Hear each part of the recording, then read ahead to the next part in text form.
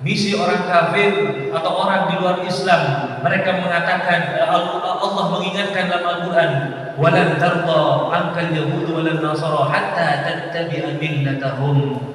Orang kafir, orang Nasara, orang Yahudi, mereka tidak akan ridha kepada kita orang-orang Islam sehingga kita mengikuti ajaran-ajaran mereka.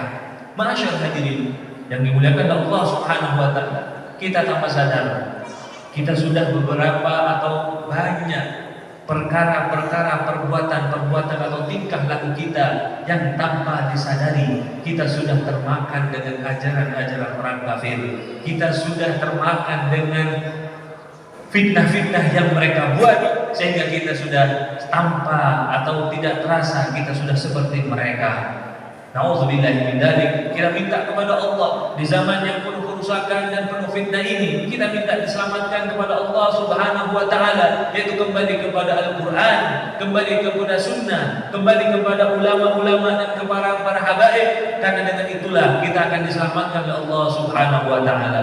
Ma'asyar hadirin yang dimuliakan oleh Allah Subhanahu wa taala, tentunya fenomena di akhir-akhir zaman ini kita dihadapkan antara perbandingan habaib dengan para kiai, yang mana kita itu bisa menjadikan kita bingung di manakah dan siapakah yang mulia dan siapakah yang kita harus hormat di antara dua golongan ini.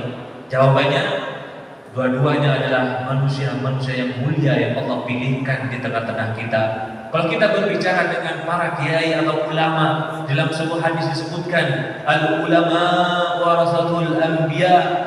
Ulama itu adalah pewaris-pewaris para nabi. Kalau sudah berbicara pewaris, berarti derajat dan kedudukannya hampir sama dengan Rasulullah SAW atau nabi-nabi yang lain. Kenapa?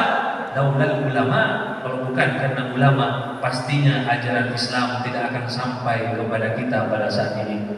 Kita bergeser kepada Ahlul Bait, kepada keturunan-keturunan Rasulullah SAW, yang mana Syekh Abdul Rahman At-Tibai, pengarang yang sudah kita sering baca di desa-desa atau sering dibaca di masjid-masjid yang terkenal dengan Maulid Tiba. Di sana disebutkan Ahlul Baitil Mustafa Tuhuri hum amanul ardi fadzakiri.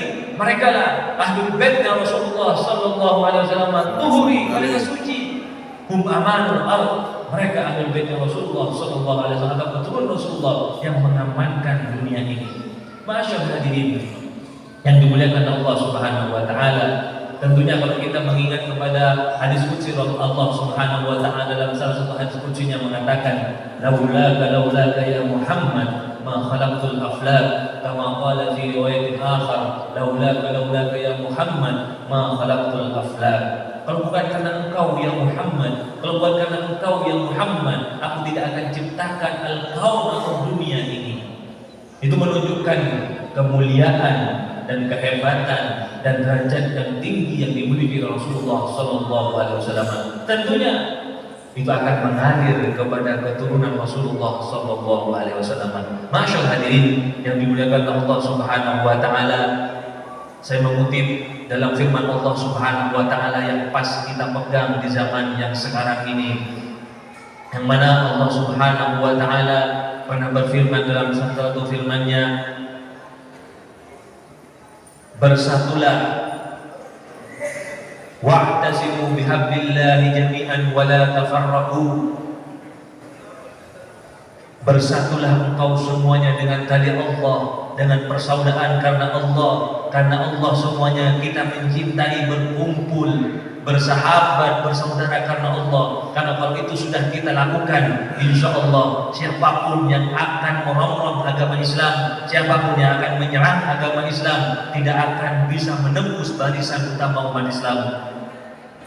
Masyaallah hadirin yang dimuliakan Allah Subhanahu wa taala, tentunya di sekitar kita atau di rumah kita ada yang namanya sapu lidi. Sapu lidi tentunya saya pernah menyampaikan kepada orang-orang, sapu lidi, satu sapu lidi saja dibuat bersih-bersih untuk membersihkan kotoran tidak akan mampu. Tapi kalau sapu lidi dikumpulkan dengan 100 sapu lidi atau 200 sapu lidi, maka kotoran apapun, seperti apapun hebatnya kotoran tersebut, pasti akan bisa dihilangkan dari pandangan kita. Begitu juga dengan kita umat Islam. Marilah di zaman yang penuh dengan fitnah dan propaganda ini, kita jangan ikut-ikut kepada sesuatu yang di luar kemampuan kita. Kita tidak usah ikut-ikut kepada sesuatu yang di luar agama kita atau di luar dengan kapasitas otak kita. Sehingga jangan kalau kita mengikuti sesuatu yang di luar kemampuan dan kapasitas pemikiran kita, maka kata Rasulullah, fantadrus sa'ah, maka tunggulah kehancuran seseorang yang menekuni atau melakukan sesuatu yang di luar kemampuannya. Masyaallah hadirin yang dimuliakan Allah Subhanahu wa taala, tentunya jagalah persaudaraan,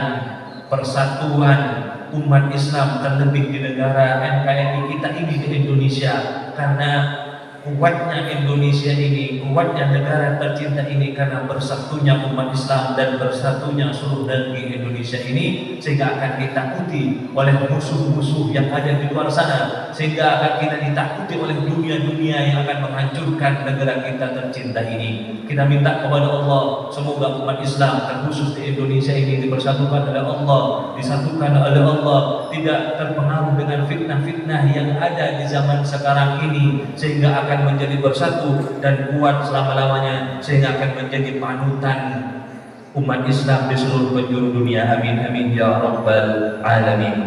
A'udzu billahi minasyaitonir rajim.